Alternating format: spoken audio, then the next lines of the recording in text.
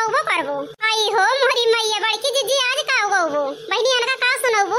अरे दक्षिण हो बहनी टेंशन ना लिया, सावन का महीना चलता है कजरी वजरी सुनाई दी बहनी अनका। जन भैया है सुना थे वो सुनने है कजरी हमें। आई हो मोरी मैया बड़की जीजी तो आज कजरी याद कई के आया गावा गावा फिर गावा बड़की जीजी सावन का महीना चलता है कजरी वजरी गाइन जात आजकल सुनाई में अच्छा लागत है सावन में।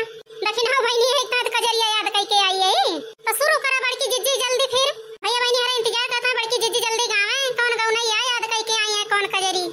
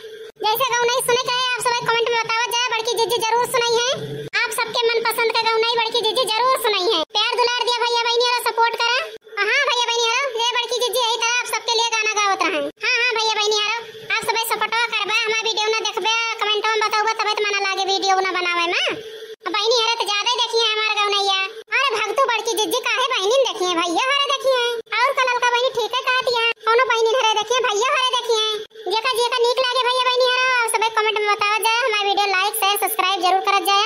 और भैया बहनी हरा आसो पड़ोस में बतावा जाए, नातो बात में बतावा जाए, जकरे ना संग्रह रहे सब्सक्राइब करे का वो करे मोबाइल में तुम्ही कर दे सब्सक्राइब। आज के ता इतने भैया बहनी हरा, फिर मिले अगले वीडियो में, तब तक के लिए बाय बाय। बाय बाय भैया बहनी।